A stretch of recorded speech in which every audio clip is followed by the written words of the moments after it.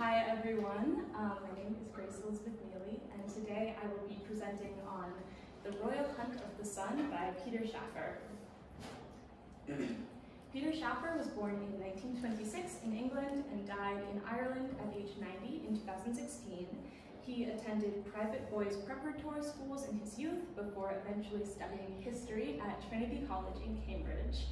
He graduated in 1950 with a degree in history and subsequently had no idea what he wanted to do for a career.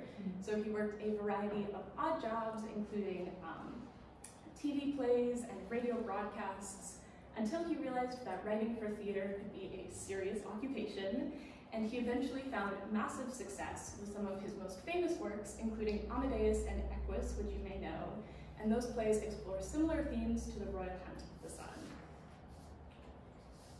This is the play, The Royal Hunt of the Sun. This is the first printing of the American edition, and this is the poster for the first production, which took place in the summer of 1964 at the National Theatre's Chichester Festival, and then at their other venue, the Old Vic.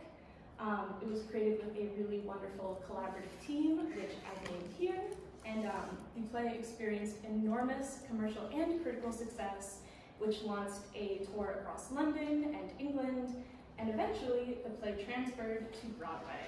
The creative team remained largely the same, but gained some star power with some new actors who were Christopher Plummer and David Carradine.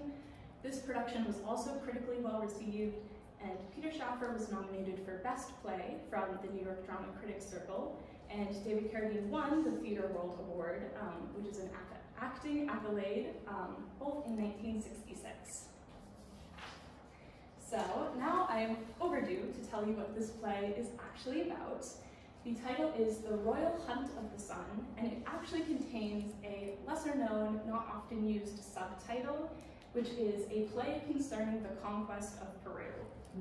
The summary from Concord Theatricals, the play's current publisher, echoes this sentiment, and they state that this is the story of the conquest of Peru, the defeat by 167 men of a highly organized empire of over 10 million people. It is also the play about two men, Francisco Pizarro, the commander of the Spanish invading forces, and Atahualpa, the young king and ruler of a vast empire.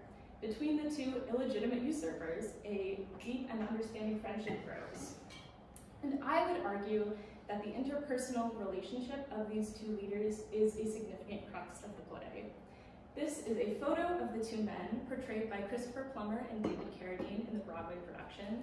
The New York Public Library has a wonderful, extensive collection of a ton of photos from this Broadway production, a few of which are here.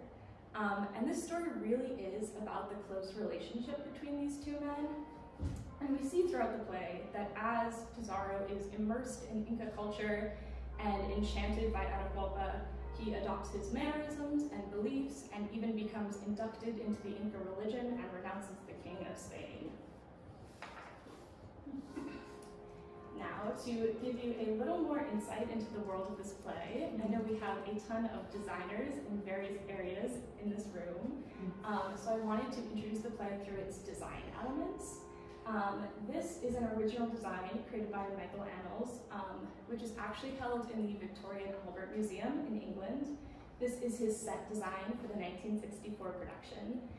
It is watercolor and ink and pencil.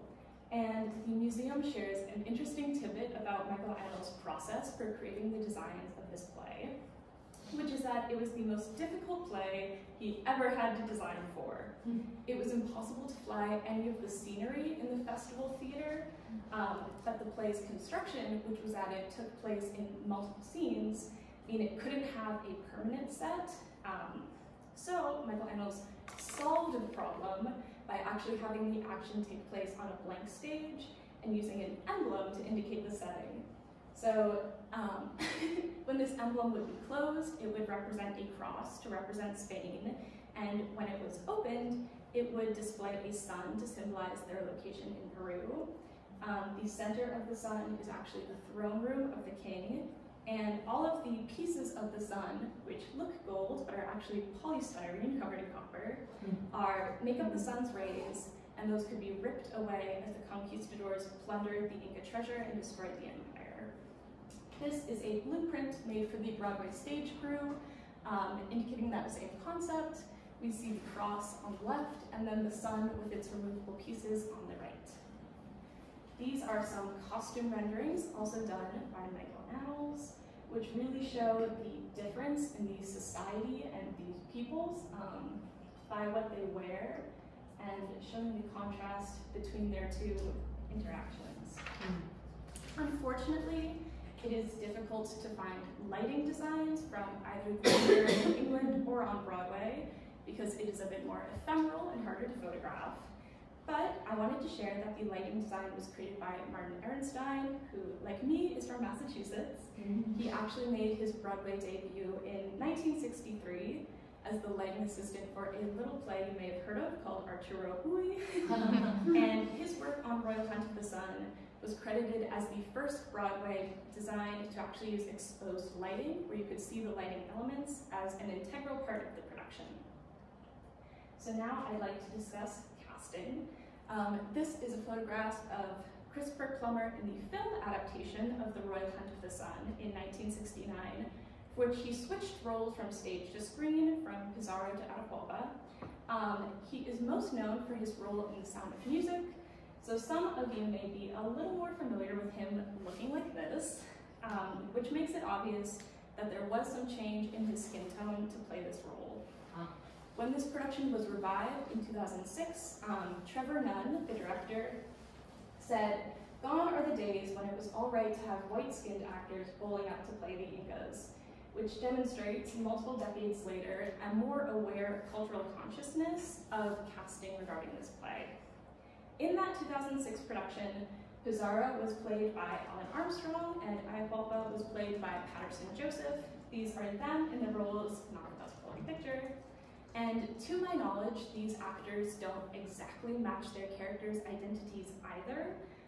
Joseph and Armstrong are both British actors, not specifically Spanish or indigenous South American, but this makes some sense because the play actually has very significant ties to its production and themes with England and English culture. And casting actors who are actually born in the country where the play is being produced tends to be the norm. And when the play was performed in 2020 in Tokyo, Ken Watanabe played Pizarro and Hayao Miyazawa played Atahualpa, who are both Japanese actors. These are a photo from their production.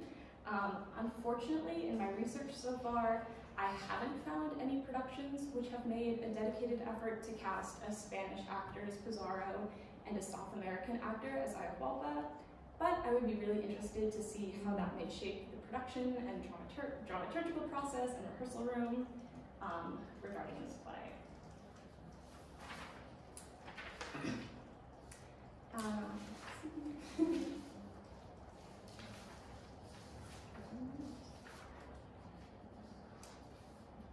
Anyways, the play really deals with some interesting themes regarding the Spanish and Inca relationship. I wanted to highlight this quote from one of the movie posters, which reads, "The Incas had everything: wealth, beauty, honor, and innocence. Pizarro brought them Christianity." And I think that this is a really interesting summary for this play, because it actually doesn't quite state what the opinion is regarding that relationship. It states what both cultures had and the fact that they interacted, but it doesn't state whether that was good or bad, which I think leaves really nuanced room for interpretation about that relationship, which is a really interesting component of this play that I look forward to working on in my paper. These are all my works cited. Thank you so much.